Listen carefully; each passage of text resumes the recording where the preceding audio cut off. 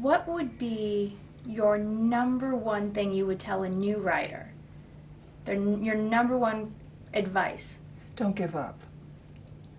It's persistence that makes the difference, and today we are so fortunate because so many people want to write. I mean, there's part of me that says, oh my God, more competition. But that's a healthy thing. And what I see happening so often is there's a myth in our society that all you have to do is write a book and you will be instantly rich and famous. And it doesn't work that way. And I think it's because we're a highly literate society, and we all read, so therefore the assumption is we can all write. It's not true. We can all also listen to music, but say a person in their 20s or 30s or 40s, writing is an older person's game, which is a good thing. We're not retired or sold to the next ball team. What happens is we make this assumption that they're going to quickly achieve something. But if you wanted to be a pianist and perform on Carnegie stage, you wouldn't say, oh, I'll do that in 3 years. Just because you can read does not mean you have the skills to write. Just because you can listen to music does not mean you have the skills to be a fabulous concert pianist. You gotta go to school. You gotta learn, and school is at home. It's sitting in front of your computer. It's banging your head against the wall, and it's listening to people saying, "Why? Why? You haven't written that book yet? You haven't finished that book? You haven't sold? You don't have an agent? You haven't sold? You know, you haven't." So there's a tremendous pressure to fail. So don't do that. Don't listen to them. On average, and this is just average, it takes from the time you make a commitment to become a published novelist. I'm talking about fiction here, not nonfiction. On average, 10 years. Oh, so I'm still doing okay. You are doing just okay. fine. You have to figure 10 years. And then there's somebody like Steve Berry, 12 years, and yet he's on the New York Times best-selling list. So when I say average, I mean average. I mean, for some people, it's 20 years, and it's worth every moment. We have a new book coming out from one of my friends in Santa Barbara. I think it's called The Little Book. It's his first novel. I believe he's in his either 60s or his 70s. He was paid $750,000. It's going to be a huge hit. So don't, give yourself a break. The other thing is, you figure on average 3 to 4 manuscripts before the first book sells. So you got to be, now, I mean, if you don't have the heart for this, if you're not willing to, it's manual labor of the mind. If you don't have the heart to do this, then, do it because you enjoy it and you love it, but don't expect yourself to publish in a traditional New York, with a traditional New York publishing house. The competition's fierce. It's a brutal business. But if this is what makes your heart sing, if this is what you want to do with your life, then give yourself a break. Have patience. Work very hard. Go to Thriller Fest and other great conferences. Go to a weekly writing class. Be part of a writing group. And don't give up. And your first novel, Masquerade, was that your first manuscript you had ever written? Oh, no, and it took me 4 years to write it. And Masquerade, of course, I love because when it came out, Publishers Weekly said that I was aping my male betters. And it was not a nice review. They said it was a great book, but it was not a nice review.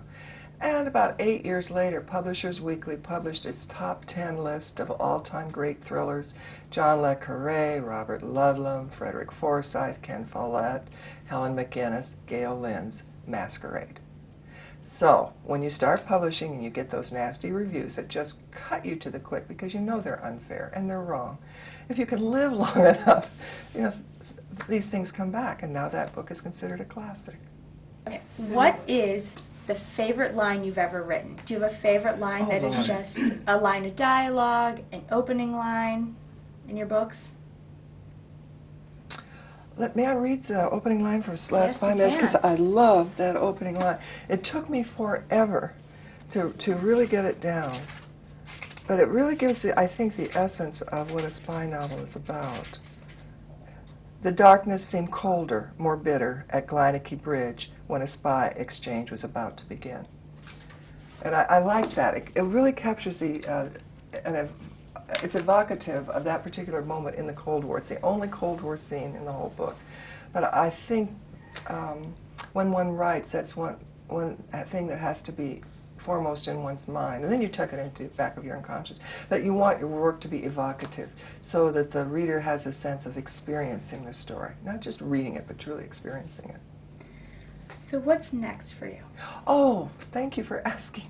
Forgot about that. Yes, I'm in the midst of a new spy novel. It's called The Book of Spies, and I really love it. It started, in this case, not because of a character, but because of something that I stumbled on.